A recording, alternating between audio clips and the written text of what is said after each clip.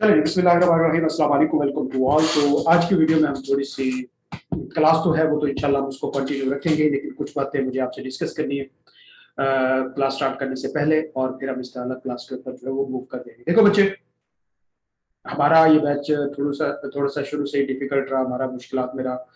कुछ मेरी वजह से चीज़ें डिले होती रही, कुछ पॉलिसी की वजह से चीज़ें परेशान रही, बच्चे कंफ्यूज रहे, सारा कुछ ये मामला जो थे वो अपनी जगह सब ठीक-ठाक थे। अच्छा बच्चे, कहीं पे आवाज़ वगैरह डिस्टर्ब हो, कटे तो आप मुझे फ़ौरन बता देना। बेसिकली आज मैं जो है वो थोड़ा-सा एक न्यू तरीके से माइक टेस्ट कर रहा हूँ, तो अगर ये हो जाता है तो ये ज़्यादा बेटर है अपने लिए। अच्छा, तो थोड़ी-सी हमारे सबके साथ डिफिकल्टी रही, सारा कुछ रहा। मतलब अभी तक भी हम काफ़ी सारी चीज़ों पे श्योर नहीं चल रहे, लेकिन ये हुआ कि कुछ मेरी तबीयत खराब होने की वजह से और हमारा बैच लेट स्टार्ट हुआ, जिसकी वजह से हमारी ऑफ कोर्स थोड़ी-सी एनरोलमेंट जो है वो काफ़ी सारी बल्कि कम है। तो इसमें मुझे कोई इश्यू नहीं है। ये एक जनरल सी एक्सेप्टेबल चीज़ है कि सब कुछ हो सकता है। लेकिन बच्चे देखो, ये हमारा लाइव बैच है। लाइव बैच से क्या मुराद होता है? लाइव बैच से मुराद है कि जिस तरह हम क्लास में पढ़ते हैं, हम यहाँ पे भी वैसे ही पढ़ेंगे।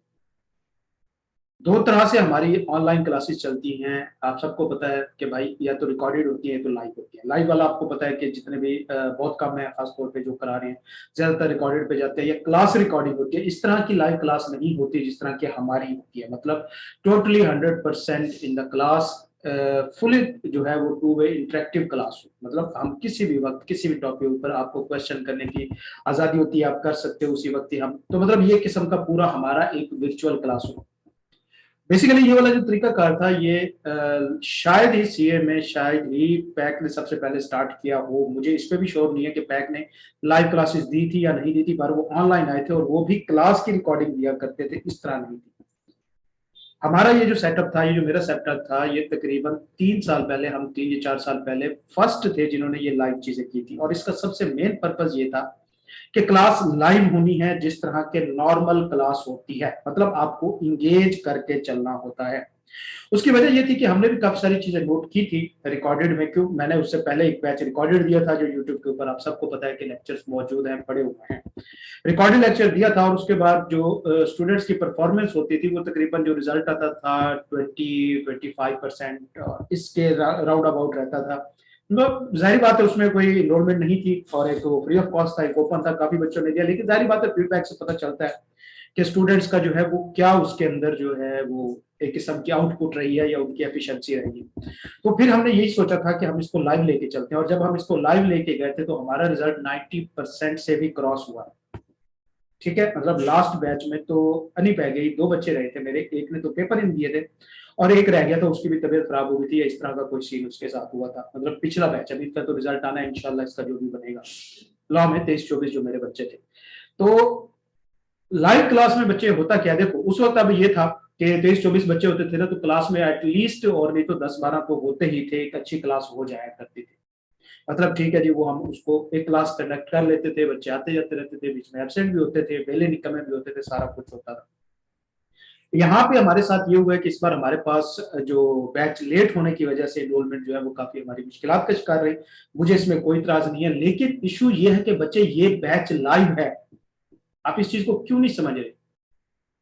मैं जो समझाने की कोशिश कर रहा हूं कि अगर आपको रिकॉर्डेड लेक्चर्स पे ही चलना है, मैं तमाम के लिए कह रहा हूं जो बच्चे क्लास में आते हैं या जो नहीं आते, सबके लिए ये बात है कि अगर आपने रिकॉर्डेड लेक्चर पे ही चलना है तो बच्चे फिर मुझे बता दें काइंडली कि मैं मुझे ऑनलाइन क्लास में कई तरह की एफर्ट करनी पड़ती है। हमें देखो ना कि ज्यादातर ऑनलाइन क्यों नहीं जाते, उसकी वजह ये होती है कि स्टूडेंट क्लास के दौरान किसी भी तरह का क्वेश्चन कर देता है, उसको आंसर करना हर बंदे की बस की बात नहीं होती, और कहीं से भी आ जाता होता है। लाइव क्लास काफी डिफिकल्ट होती है, आपको लाइव पढ़ाना, इसमें काफी सारी रिस्पॉन्सिबिलिटीज आ जाती है हमारी। बहुत कुछ हो जाता है, हम जहाँ पे बैठे हैं, हमारा इन्वायरमेंट है, मैं आपसे बात कर रहा हूँ, मैं जो वर्ड्स बोल रहा हूँ बहुत सोच समझ के बोलना पड़ता है, कहीं से लूज टॉक में निकल जाए, कोई इस तरह की चीज ना हो। सिर्फ इस वजह से होता है कि वो 20% उसकी एफिशिएंसी, इसकी 90% एफिशिएंसी।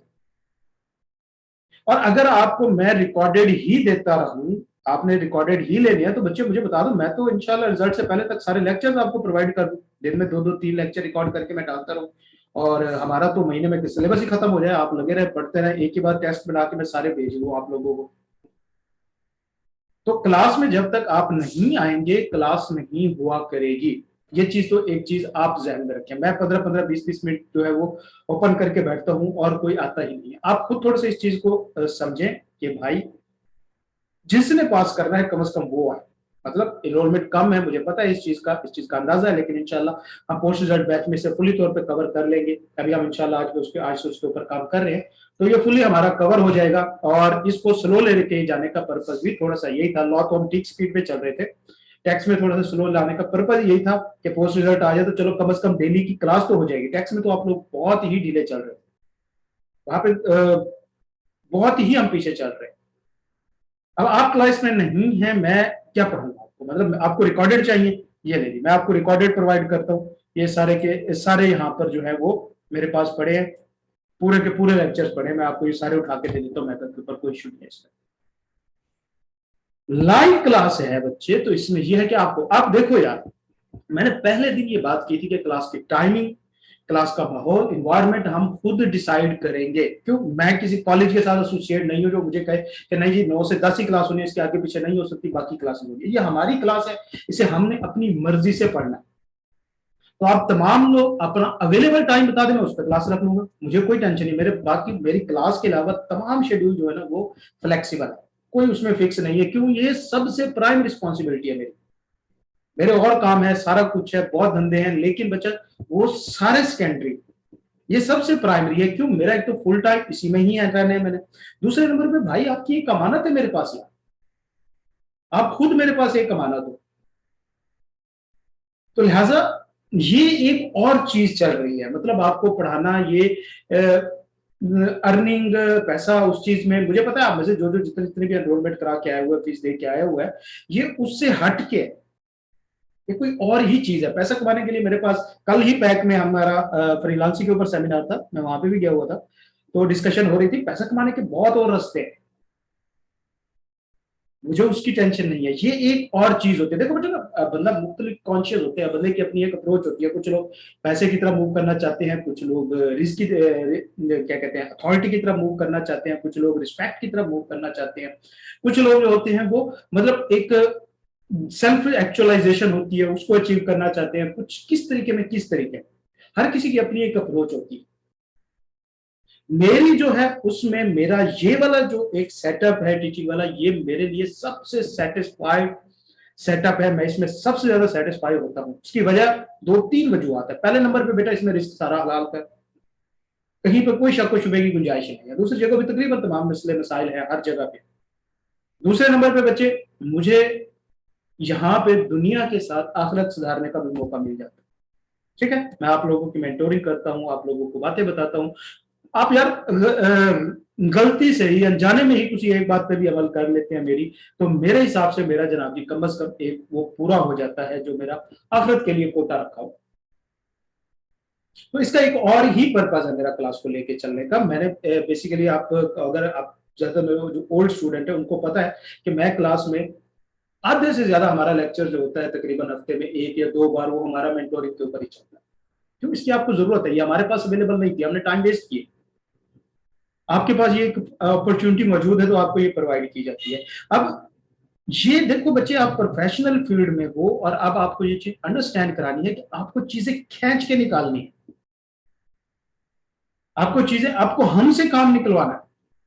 मैं एक चीज जगह पे सेटिस्फाई हो जाता हूँ कि ठीक है जी मैंने अपनी तरफ से एफर्ट कर दी, मेरा वो कोई 100% पैमाना नहीं है कि मैं उस चीज को कर चुका हूँ। हो सकता है मैंने अपनी तरफ से तो मुतमईन हो गया, अपनी तरफ से तो नवाज शरीफ भी मुतमईन है, जरदारी भी मुतमईन है, अल्ताफ हुसैन भी मुतमईन है, तो वो दुनिया के सबसे नेक परहेजगार बंदे हैं।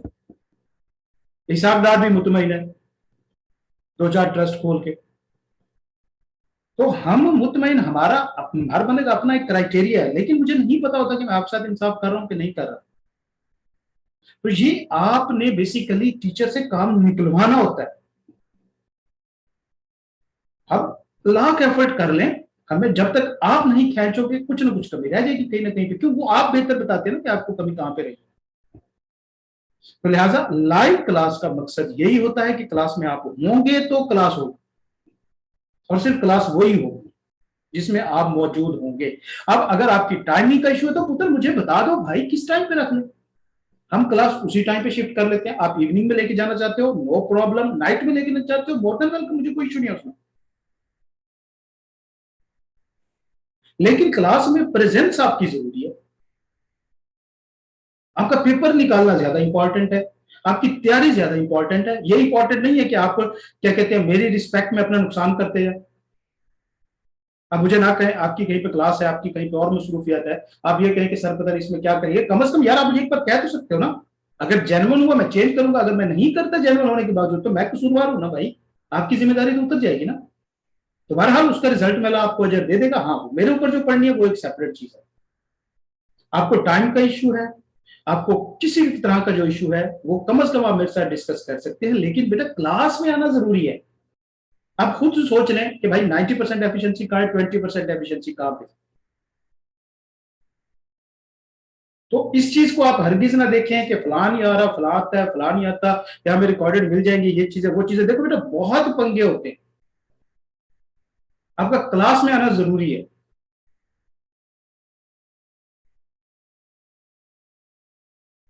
तो यार ये वाली थोड़ी सी ना आप सब अपनी जो है वो अप्रोच चेंज करो। तमाम लोग जो है इंशाल्लाह बच्चे अपनी अप्रोच चेंज करें। अब रिजल्ट आने वाला है इंशाल्लाह, रिजल्ट के बाद हमारी पेस बहुत ज्यादा बढ़ जानी है। लॉ में तो हमारी वैसे भी स्पीड ठीक चल रही है, इतना ही सिलेबस हर कॉलेज में कवर हुआ होगा, 15% का मैक्सिमम या 20% का। तो हम उस लेवल पे तो बेहतरीन चल रहे हैं। मतलब हम रिजल्ट तक अगर आप कह रहे हैं कि 16 को रिजल्ट है, तो हम अपना तकरीबन 25% सिलेबस कवर कर लेंगे अपना, और ये ठीक है अपनी रूटीन। टैक्स में भी हम बेहतर चल रहे हैं, लेकिन वहां पे आपकी आप अच्छा अब टैक्स में, टैक्स के बाद में हम इसको डिस्कस करेंगे, लेकिन पुत्र वो आपकी मौजूदगी के बगैर क्लास नहीं हो सकती। मैं आपको बताता जाऊं, ये देखो ये सैलरी ऐसे कैलकुलेटर ना, बात खत्म भाई, ये तो मेरा मसला है ना, ये तो मुझे तो भाई आता है। मैंने तो 10 बार बोले क्वेश्चन किए हुए, 10 बार मैंने बुक पढ़ी हुई है, मैंने तो एडवांस टैक्स पास किया हुआ। तो मैं अपना हिसाब का बता दूं, आपको समझ आएगी या ना आएगी। मेन पर्पज आपसे वर्किंग कराना होता है, आपसे क्वेश्चन सॉल्व कराना होता है। क्लास के अंदर जो डिस्कशन होती है उसका एक अपना ही होता है। रिकॉर्डेड मैं भी लेता हूं, मेरे पास भी पड़े हैं।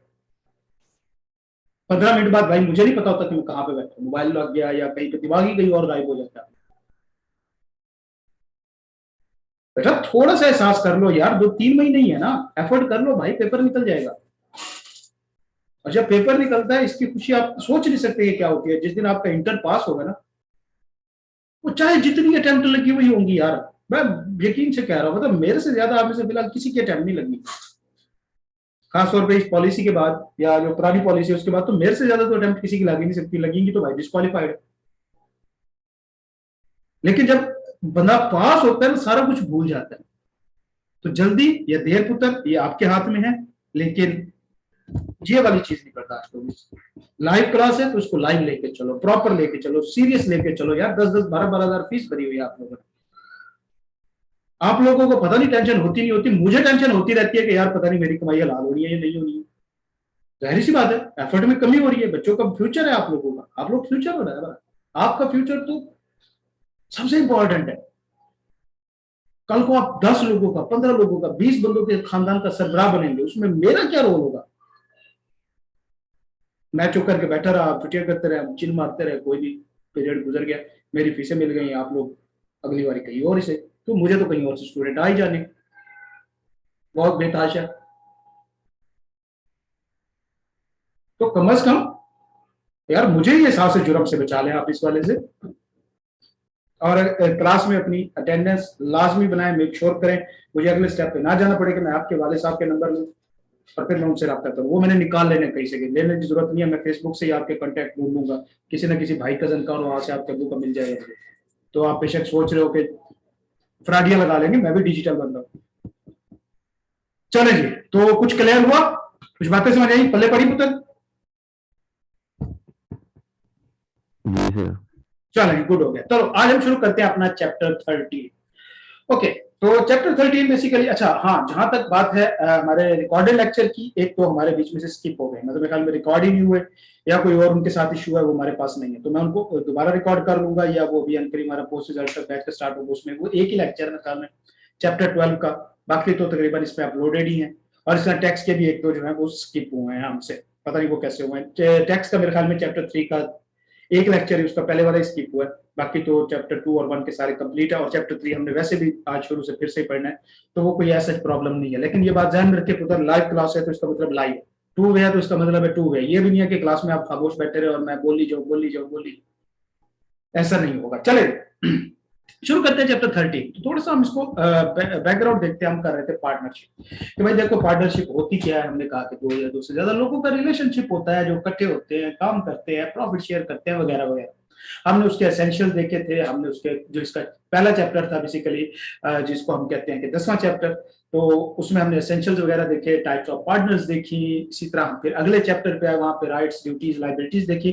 तो ये तकरीबन सब कॉमन अंडरस्टैंडिंग वाली थी। खासतौर पे 12वां चैप्टर तो भाई कॉमन अंडरस्टैंडिंग वाला ही था। हर किसी को पता है कि वो क्या चल रहा है, आप अपनी तरफ से भी लिख सकते हो उन चीजों को, आपको हेडिंग्स याद होनी चाहिए। अच्छा, आज हम बात करेंगे ये। अच्छा, अब ये पार्टनरशिप का जो चैप्टर है, पार्टनरशिप का जो टॉपिक है, अगर मैं कहूं कि तीनों चैप्टर में से सबसे ज्यादा वेटेज वाला चैप्टर कौन है, ये जब जिसमें से सबसे अहम, इंपॉर्टेंट और थोड़ा सा ट्रिकी क्वेश्चन बन सकता है, वो चैप्टर 13। ठीक हो गया। तो इसके अंदर दो तीन चीजें ऐसी हैं जो काफी इंपॉर्टेंट और ट्रिकी हैं, और अगर मैं कहूं कि इस अकेले की वेटेज जो है उन दो को मिला के एक ही बनती है, तो लिहाजा ये ज्यादा इंपॉर्टेंट है, जिसकी वजह से मैं स्किप कर रहा था कि आप क्लास में मौजूद होने चाहिए। उन दोनों चैप्टर से ज्यादा इंपॉर्टेंट है। वो सिंपल डेफिनेशन थी, आप सबको पता है साइलेंट पार्टनर क्या है, सिलेक्टेड पार्टनर क्या है, पार्टनरशिप क्या होती है, एग्रीमेंट के एसेंशियल क्या होने चाहिए, सारा कुछ। ये जो चीजें ना बेसिकली ये टेक्निकल चीजें हैं, वो जो होते हैं ना कीड़े निकालना बीच में से, ये वो वाली अब आज हम शुरू करने जा रहे हैं। अच्छा जी, तो यहाँ पे relationship of parties to one another. देखो बेटा, हम एक चीज थोड़ी सी पहले शुरू में पढ़ चुके हैं कि पार्टनर्स का आपस में जो रिलेशनशिप होता है वो एजेंसी का होता है, मतलब एजेंट होते हैं। तमाम पार्टनर एक दूसरे के प्रिंसिपल है, तमाम पार्टनर एक दूसरे के एजेंट है। ये तो हम सबको पता है कि वो तमाम लोग जो है एक दूसरे के काम के लिए लायबल होते हैं एक दूसरे को, तो सारे एक दूसरे के काम के लिए लायबल। ये तो हमें ऑलरेडी इन चीजों के बारे में आइडिया मौजूद है। अब हम यहाँ पे एक और चीज देखना चाह रहे हैं कि देखो जो पार्टनर्स हैं, अब यहाँ पे तीन पार्टीज की बात हो, तीन लोग जो है हम उनको डिस्कस करेंगे। सबसे पहले पार्टनर्स, ये एक पार्टी काउंट हो। दूसरे नंबर पे फर्म, ये एक सेपरेट पार्टी काउंट होगी। मैं आपको पहले दिन से बता रहा हूं, एक छोटा सा टेक्निकल डिफरेंस होने की वजह से हम इसको सेपरेट लीगल पर्सन नहीं कहते, बहरहाल ये एक सेपरेट एंटिटी होती है। फर्म एक सेपरेट पहचान अपनी रखती है। क्यों? तमाम प्रॉपर्टीज की अपने अपने इसके नाम पे ही होंगी, और ये हम देखेंगे कंपनी के जो कैरेक्टरिस्टिक्स है उसमें भी सेम चीज है। इसी तरह फर्म का अपने नाम के ऊपर बैंक अकाउंट होगा तो सेम कंपनी का भी होता है। तो बस मसला क्या है, वो थोड़ा सा लीगल स्टेटस का इशू है, बहुत ही बारीक सा डिफरेंस है। लेकिन फर्म भी एक सेपरेट एंटिटी है, एक सेपरेट सेटअप होता है अपने पार्टनर से। बस क्या होता है कि भाई लायबिलिटी जो है वो लिमिट नहीं होती। ये एक छोटा सा फर्क है। अच्छा, फर्स्ट पार्टनर क्या होते हैं? फर्स्ट पार्टी किसको कहते हैं? हमेशा पार्टनर्स क्या है, ये फर्स्ट पार्टी है। सेकंड पार्टी नॉर्मली इसका नाम यूज नहीं होता, लेकिन बहरहाल सेकंड पार्टी हम फर्म को कहते हैं। इसका नाम नहीं यूज होता, वैसे फर्म ही कहता है वो, कॉन्ट्रैक्ट विद द फर्म या third party with the firm. और थर्ड पार्टी कौन सी होती है बेटे? तमाम वो लोग जो आउटसाइड द फर्म है, जिनके साथ फर्म इंटरेक्ट कर रही है, वो थर्ड पार्टी। मिसाल के तौर पे फर्म मेरे साथ कॉन्ट्रैक्ट कर रही है तो मैं थर्ड पार्टी हूं, और फर्म में क्या मुराद? भाई सेकंड पार्टी कर लो या फर्स्ट पार्टी पार्टनर कर लो। तो लेकिन क्या है कि तीन पार्टीज है। अभी तक हमने जो रिलेशनशिप पढ़ा है पिछले दो चैप्टर्स में, वो क्या पढ़ा है हमने? पार्टनर्स का आपस में रिलेशनशिप। ऐसी बात है, फर्स्ट पार्टी जो है उसका आपस में रिलेशनशिप पढ़ा है ना? कहीं उनका फर्म के साथ रिलेशनशिप देखा हमने? नहीं देखा। कहीं हमने इस तरह उनका थर्ड पर्सन के साथ डीलिंग का भी रिलेशनशिप जो है वो नहीं देखा। लिहाजा फर्स्ट पर्सन का तो रिलेशनशिप हमें पता है, मतलब पार्टनर्स का आपस में। हमने उनकी राइट्स पढ़ी, हमने उनकी लाइबिलिटीज पढ़ी, हमने उनकी ड्यूटीज पढ़ी।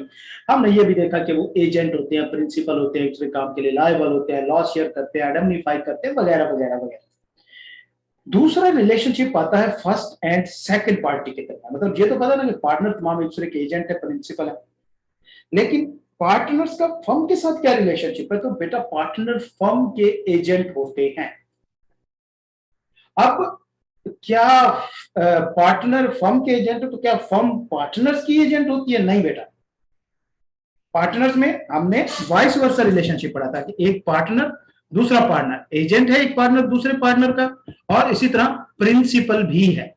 डुअल रिलेशनशिप था पार्टनर्स का आपस के साथ। लेकिन अगर हम बात करेंगे पार्टनर और फर्म के दरमियान में, तो यहां पे सिंगल रिलेशनशिप होगा। किस चीज का? एजेंट का। कि जो पार्टनर है वो फर्म का एजेंट होगा, मतलब पार्टनर के हर काम के लिए फर्म लायबल होगी।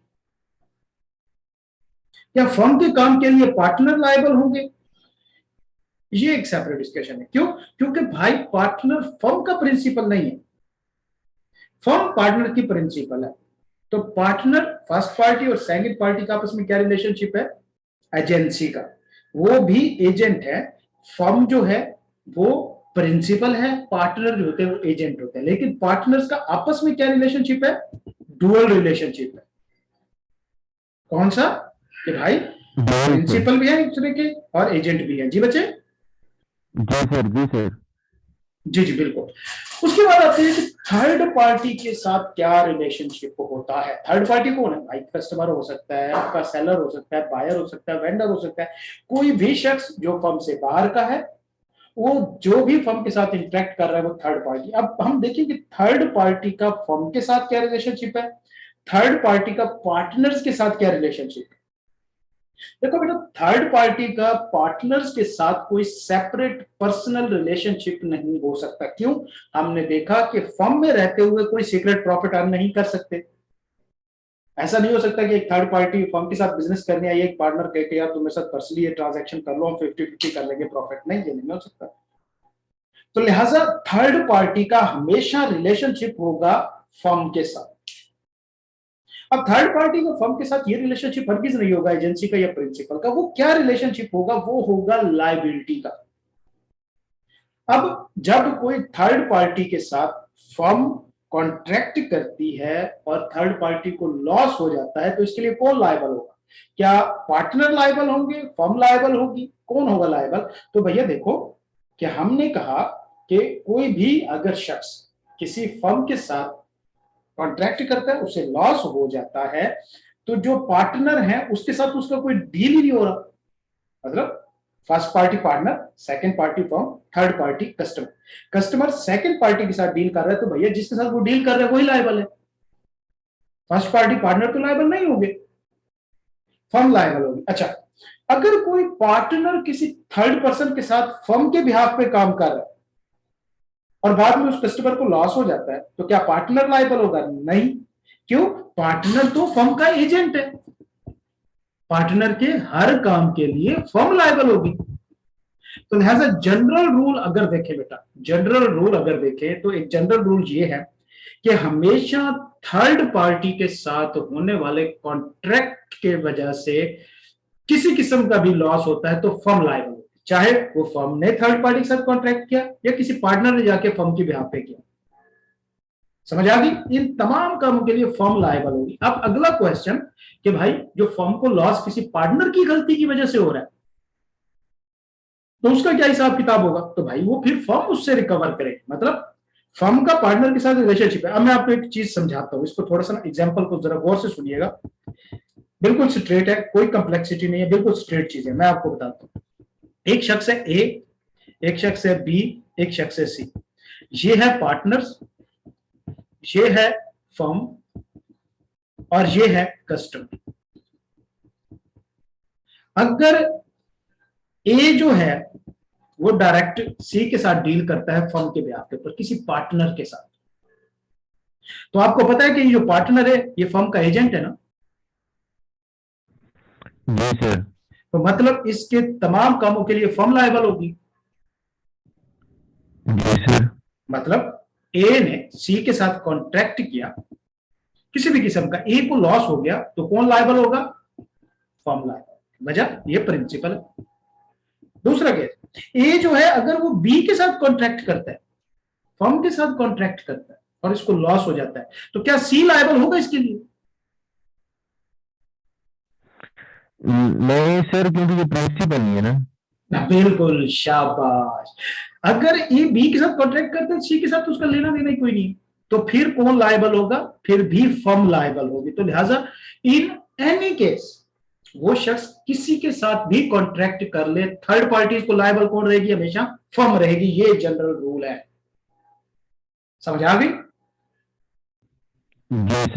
शाबाश। कोई भी पार्टनर फर्म के बिहाफ पे एक्ट करे, थर्ड पार्टी को लॉस हो, फर्म लायबल रहेगी। कोई भी थर्ड पार्टी फर्म के साथ कॉन्ट्रैक्ट करे, थर्ड पार्टी को लॉस हो, फर्म लायबल रहेगी। तो लिहाजा हमेशा फर्म ही लायबल रहेगी, जनरल थर्ड पर्सन।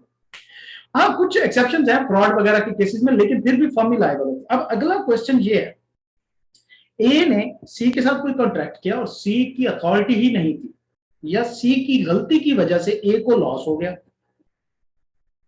ए ने सी के साथ कॉन्ट्रैक्ट किया, सी की गलती की वजह से ए को लॉस हो गया। लायबल कौन होगा ए को? ए होगा, बी होगा या सी होगा?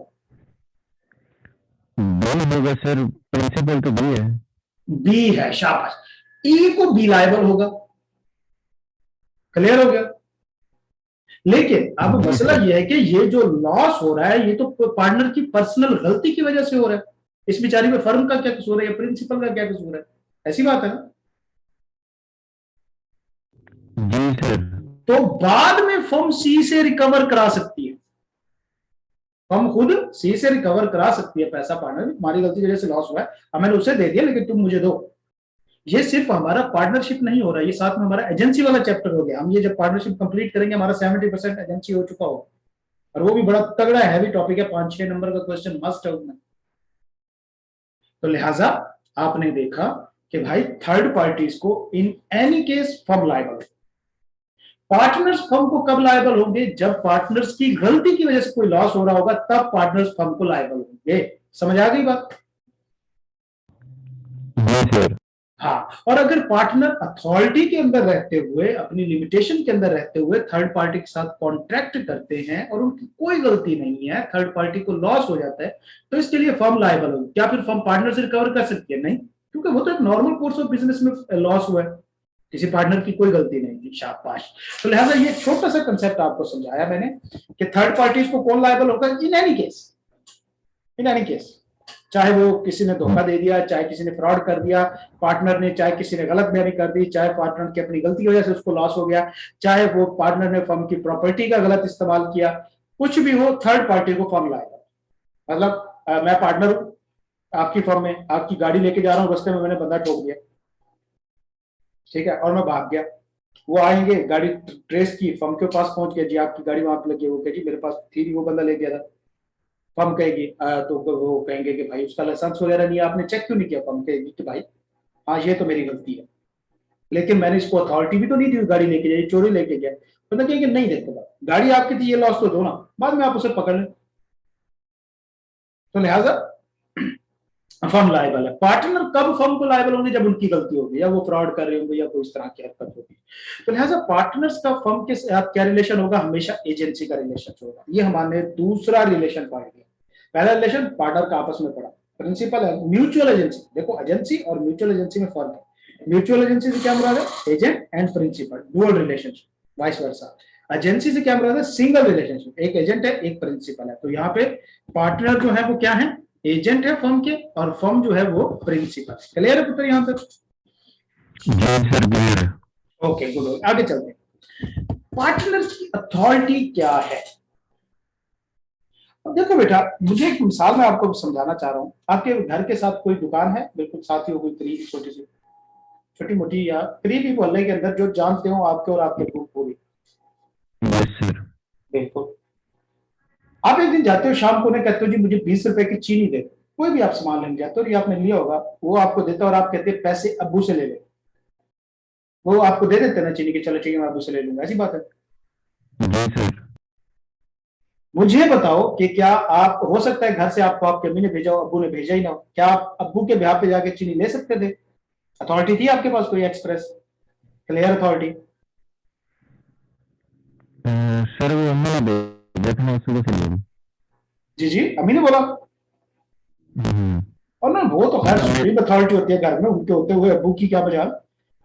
लेकिन हम्म। मैं एक बात कर रहा हूं कि आप, अगर आपने देखो ना, आपने तो ये जाहिर किया ना कि आप अपने अब्बू के ब्याह पे चीज लेने आए हैं, ठीक है, और आप वहां से चीनी लेते हैं, तो हमको कहते हैं जी इसके अब्बू पैसे जो है मेरे अब्बू आके दे देंगे। वो कहते हैं ठीक है जी जाओ। शाम को आपके अब्बू जाते हैं उस दुकान के ऊपर, वो कहते हैं जी मुझे पैसे दो। आपके अब्बू कह देते हैं भाई किस चीज के पैसे? मैंने आपको कहा था तुम दो उसे। तो क्या उस बंदे को पैसे नहीं मिलेंगे? उसने गलती की? नहीं बेटा, आपके पास कोई एक्सप्रेस अथॉरिटी तो नहीं थी, लेकिन हालात और वाकयात से लग रहा था कि आपके पास ये अथॉरिटी नहीं। देखियो, एक तो यार आप 20 रुपए की चीनी लेने गए, दूसरे नंबर पे नॉर्मल मेरे ख्याल में चलता रहता होगा, आप पहले भी कुछ चीजें ले आते होंगे, अबू पैसे दे देते होंगे, और इसी तरह भाई देखो, हर घर की जरूरत है, आपने अपने अब्बू का नाम लेके वो चीज ली है और ले आए हैं, तो कोई मसले वाली बात नहीं। मतलब ये एक वो चीज है जो हालात से लगती है कि हाँ यार ये वाकई से इसके अब्बू ने भेजा होगा। अब मैं ये तो नहीं पूछूंगा कि भाई तुझे तेरे अब्बू ने भेजा या अम्मी ने भेजा, दुकान वाला ये तो नहीं पूछेगा ना, ऐसी बात है। Yes sir, yes sir, yes sir. बिल्कुल। तो ऐसा है बच्चे कि दो तरह की अथॉरिटियां होती हैं। एक तो होती है एक्सप्रेस अथॉरिटी। ये कौन सी अथॉरिटी होती है पुत्र? ये वो अथॉरिटी होती है जो एक्सप्रेसली कॉन्ट्रैक्ट के अंदर लिख के दी जाती है। मतलब पार्टनर जो है वो एक दूसरे का कॉन्ट्रैक्ट के अंदर लिख देते हैं। मिसाल के तौर पे हम तीन पार्टनर थे जो हमने लंडे का काम शुरू किया था। हमने बैंक में अकाउंट ओपन कराया और वहां पे हमने पैसे जमा कराए फर्म के नाम पे। अब जाहिर बात है जब चेक कैश होने जाना है तो साइन किसने करने होगा? तो आप हम तीनों लोगों ने मिलकर डिसाइड किया कि हमने अथॉरिटी दे देनी है सज्जाद को कि ये जिस चेक पे साइन कर देगा वो बैंक कैश कर देगा। तो ये अथॉरिटी हम स्पेसिफिकली एक्सप्रेसली या इंप्लाइडली दे सकते हैं। एक्सप्रेसली हमने कॉन्ट्रैक्ट में लिख दिया कि तमाम बैंक अकाउंट जो हैं उनको ऑपरेट करने के लिए सजाद ऑथोराइज्ड है। वो आपकी अथॉरिटी बन गई। जी सर। ये आपकी एक्सप्रेस अथॉरिटी है जो लिख दी। इंप्लाइड अथॉरिटी क्या है? ये हालात और वाकयात से मतलब आपको मिल जाती है या लॉ की तरफ से आपको दी जाती है कि ये काम तो आप कर ही सकते हो। मिसाल के तौर पे अगर हम समोसे पकौड़ों की रेडी लगा लेते हैं और मैं मंडी में जाता हूं फर्म के बिहाफ पे आलू लेने के लिए। अब जाहिर सी बात है फर्म का मैं पार्टनर, उस बंदे को पता है और आलू जो मैं लेने जा रहा हूं वो भी हमारे बिजनेस के लिए चाहिए, तो वो मुझे क्रेडिट पे दे देते हैं। क्यों? क्योंकि भाई उसे लगता है कि यार ये पार्टनर है, इनका काम ये है तो इसे चाहिए होंगे, दे दो, कोई मसला नहीं है। क्या कॉन्ट्रैक्ट में अगर हम नहीं लिखते तो मैं जाके आलू नहीं ले सकता? नहीं, मैं ले सकता हूं। क्यों? ये इंप्लाइड है। एक नॉर्मल कोर्स ऑफ बिजनेस में जो ट्रांजेक्शन हो रही है ये इंप्लाइड अथॉरिटी में आती है, आप कर सकते हो। मिसाल के तौर पे अब मैं आपको एक चीज बताता हूं। आपकी मोहल्ले में शॉप्स होती हैं, ऐसी बात है? जी सर है। बिल्कुल है। वहां पे एक तो है ऑनर, बाकी होते हैं कैशियर होता है, ये छोटू खड़े होते हैं जो सामान दे रहे होते हैं। बात बात होता है कि ऑनर नहीं होता दुकान पे, ऐसी बात है ना, वो छोटे ही खड़े होते हैं, होता है। जी सर। आप उनके पास जाते हो और उन्हें कहते हो कि जनाब मुझे 1 किलो चीनी दे दो, वो आपको 1 किलो चीनी देते हैं, आप उनको पैसे पकड़ा देते हो, ट्रांजेक्शन हो गई, आप लेके आ गए। Yes sir. हालांकि आपको पता है कि यार ये तो इस चीज के मालिक ही नहीं है जो तुझे दे रहे हैं। वो जो चीनी आपको दे रहे हैं और पैसे ले रहे हैं, क्या वो उनके मालिक हैं? मालिक तो वो मौजूद ही नहीं है दुकान में। फिर आपने उनके साथ क्यों कॉन्ट्रैक्ट किया ये वाला सेल का? क्यों? क्योंकि कि सर भाई वो उसका हालात से एम्प्लॉई लगता है। है। ना ना ना, एम्प्लॉय नहीं है। देखो ये वही मैंने कहा ना, देखो देखो देखो देखो, देखो ये कि आपको ये पता है कि उसका एम्प्लॉय है तो ऑफकोर्स इसके पास अथॉरिटी होगी ना कि चीज सेल कर सकता है। जी सर। हाँ, हालांकि आपने कहीं पे लिखा हुआ देखा या आपको ऑनर ने खुद कहा कि भाई जब मैं नहीं हूंगा तो ये सेल कर देगा आपको? नहीं सर, ऑनर ने नहीं, नहीं कहा। नहीं कहा। एम्प्लॉयमेंट लेटर भी आपने नहीं देखा। फिर आपने उसके साथ क्यों एग्रीमेंट किया? ये क्यों? आपको पता है ये हालात से जाहिर है, एक नॉर्मल कोर्स ऑफ बिजनेस है कि भाई मालिक नहीं है तो ये बंदा खड़ा के गया तो ये सेल करने के लिए ऑथराइज ही होगा ना। जी सर। शाबाश।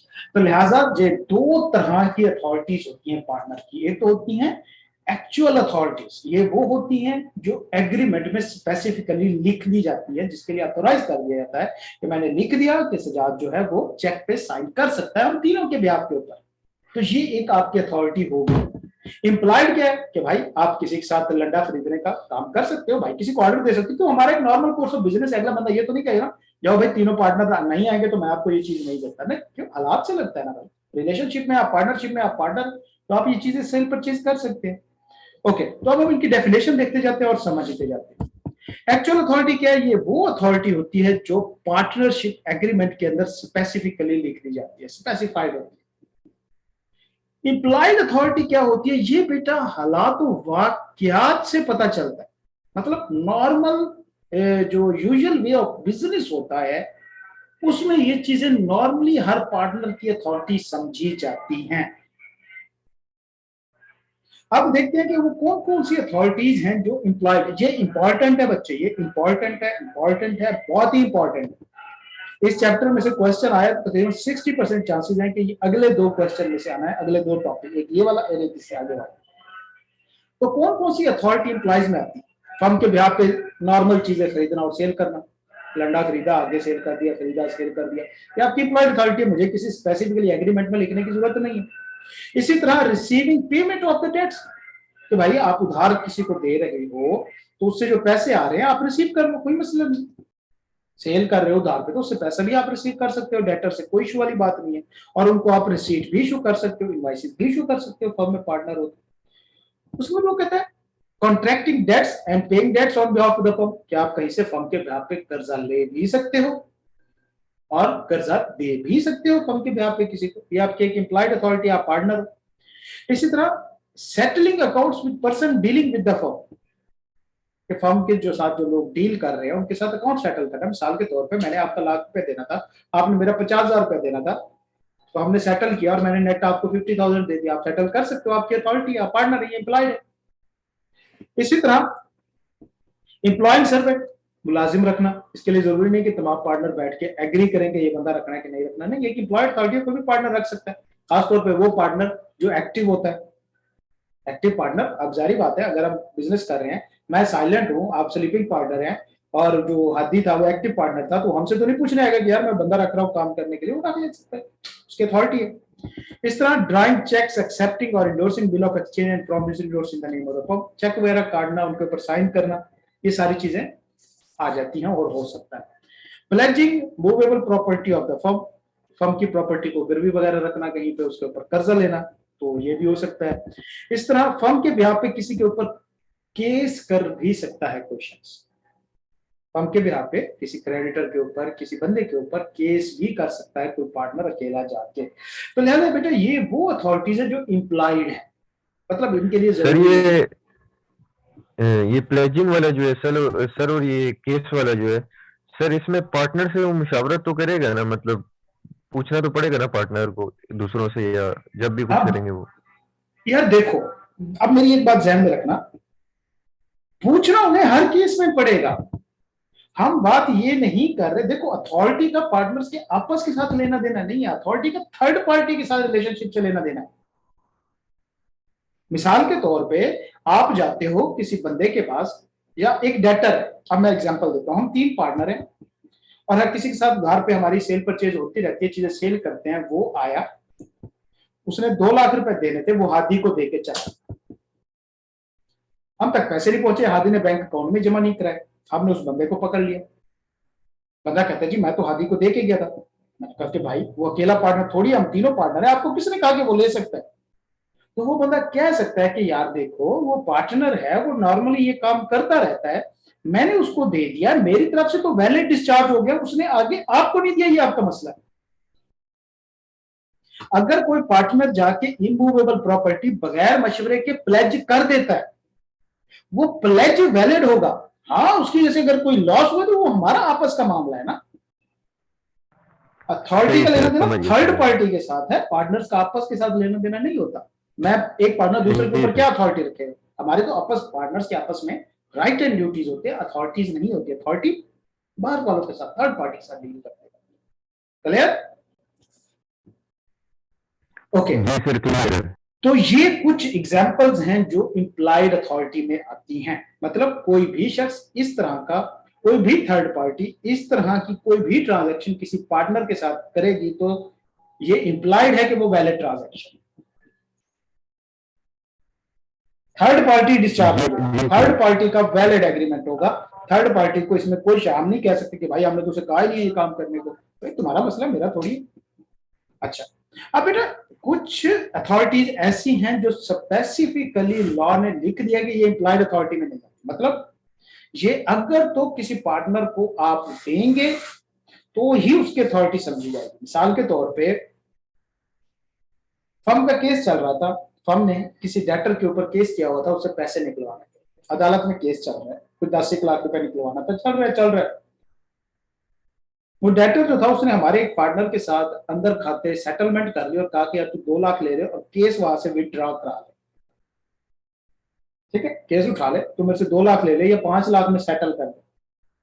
वो बंदा गया, कोई उसके बाद अथॉरिटी हमने नहीं दी हुई, वो बंदा गया जाके कहता है जी कटो 5 लाख, 5 लाख लेके आ गया, कहता है जी मैंने केस विड्रॉ करना। केस विड्रॉ नहीं हुआ, तो उसने केस विड्रॉ कर लिया, हम अदालत में गए, हमने कहा कि भाई आपने क्यों विड्रॉ किया, ये कैसे सेटल हुआ। थर्ड बंदे को पूछा या अदालत को पूछा, उन्होंने कहा कि देखो जी आपका पार्टनर जो है उसने 5 लाख में ये सेटलमेंट कर दी है। हमने कहा कि भाई उसको किसने अथॉरिटी, तो वो अब थर्ड पार्टी यहाँ पे ये नहीं कह सकती कि जी ये इंप्लाइड अथॉरिटी थी। क्यों, इसके लिए जरूरी है कि एक्सप्रेसली एग्रीमेंट में लिखा हो कि हम अगर उसको अथॉरिटी देंगे तो ही वो जाके केस विड्रॉ करा सकता है। मतलब हम एग्रीमेंट में लिख दें कि तमाम केसेस जो हैं उनमें सेटलमेंट जो है वो कर सकता है सजाद हैदर, तो ही सजाद कर सकता है, नहीं तो सजाद अकेला कुछ नहीं कर सकता। इसका थर्ड पार्टी के साथ इनमें से होने वाली कोई भी ट्रांजैक्शन वैलिड नहीं होगी। क्यों, ये वो अथॉरिटीज हैं जो इंप्लाइड नहीं है, इनका अगर ये एक्सप्रेसली स्पेसिफिकली दी गई होंगी तो ही अथॉरिटी होगी, हालात और वाकयात से ये अथॉरिटी कंसीडर नहीं होगी या वैलिड कंसीडर नहीं होगी। और कौन सी, मिसाल के तौर पे कोई भी पार्टनर जो है उसके पास ये अथॉरिटी नहीं है कि भाई वो जो केस है वो आर्बिट्रेशन में सबमिट करते। अब क्या होता है बेटा, नॉर्मली केसेस हमारे हाई कोर्ट्स में चलते हैं। ये आर्बिट्रेशन क्या होता है, ये सालिसी एक इदारा है, आर्बिट्रेटरी कोर्ट भी होती है, आर्बिट्रेशन भी हो सकती है। वो ये कि हमारा किसी बंदे के साथ मसला हो, हम जो थे वो कोर्ट में चले, हमारा एक पार्टनर उठा, उसने कोर्ट से केस निकाला और उस बंदे को कहा कि यार आ जाओ, हम तीसरा बंदा बीच में डाल के या आर्बिट्रेशन कोर्ट में जाके या किसी थर्ड पर्सन को बीच में डाल के उसका जो फैसला होगा आप उसको मान। तो कोई पार्टनर ये नहीं कर सकता कि अदालत से केस निकाल के उसको आर्बिट्रेशन में सालसी में ले। हाँ, अगर उसके पास एक्सप्रेस अथॉरिटी है तो ही वो कर सकता है, नहीं तो इंप्लॉयड अथॉरिटी नहीं। दूसरा क्या है, कोई भी पार्टनर जो है वो खुद जाके फर्म के बिहाफ के ऊपर बैंक अकाउंट ओपन नहीं कर सकता अपने नाम पे। मिसाल के तौर पे हादी पार्टनर है और जाके कहते जी फर्म के जो है फर्म का अकाउंट खोल के दो मेरे नाम पे, तो फर्म ये नहीं कहेगी कि तुम पार्टनर हो तो तुम्हारे पास अथॉरिटी है, बैंक ये नहीं कहेगा कि तुम पार्टनर हो तो तुम्हारे पास अथॉरिटी होगी, चलो जी मैं आपको खोल देता हूं। नहीं, वो कहेगा कि एग्रीमेंट लेके आओ जिसके अंदर ये आपको अथॉरिटी दी गई हो कि आप अकाउंट ओपन करा सकते हो, तो ही वो ओपन करे। लिहाजा बैंक अकाउंट भी ओपन नहीं हो सकता। इसी तरह कंप्रोमाइज, कि भाई फर्म ने किसी के ऊपर केस किया हुआ है 10 लाख का, वो 2 लाख का या 2 लाख दो, चल दफा करो केस खत्म करो, 2 लाख रुपए, कंप्रोमाइज नहीं कर सकता। कर्जा दे सकता है, कर्जा लेने में कंप्रोमाइज नहीं कर सकता जब तक कि स्पेसिफिकली तमाम पार्टनर उसको अथोराइज ना कर दे, उसको अथॉरिटी ना दे दें कि भाई तुम इसको जो है वो कर्जे को माफ करा सकते हो, तब तक नहीं हो सकता। इस तरह कोई केस जो है वो नहीं फर्म जो है फर्म का विड्रॉ कर सकता। मिसाल के तौर पर फर्म ने किसी के ऊपर केस किया हुआ तो वो जाके उसको खत्म करा दे, विड्रॉ कर ले, केस वापस ले ले, ऐसा नहीं कर सकता जब तक उसके पास स्पेसिफिक अथॉरिटी मौजूद नहीं होगी। इसी तरह एक्सेप्टिंग ऑफ लाइबिलिटी, कि कोई शख्स है फर्म के ऊपर उसने केस किया हुआ जी फर्म ने मेरे 10 लाख रुपए देने हैं, और फर्म जो है वो केस लड़ रही है और वो बीच में खड़ा हो जाए, चल यार ठीक है कोई नहीं मान लिया जी जनाब फर्म ने देना तेरे दे देंगे। क्यों भाई, तू मामा लगता है फर्म का, बाकी 2 पार्टनर से तो पूछो। लिहाजा कोई भी अकेला पार्टनर जो है वो किसी फर्म के ऊपर किसी किस्म की लाइबिलिटी एक्सेप्ट नहीं कर सकता जब तक उसको अथॉरिटी ना दी जाए। इस तरह एक्विजिशन, कोई भी इमूवेबल प्रॉपर्टी कोई भी पार्टनर विदाउट अथॉरिटी फर्म के लिए नहीं खरीद सकता। अगर बाकी पार्टनर उसको ऑथोराइज करेंगे तो ही वो खरीद सकता है, नहीं तो वो नहीं करा सकता।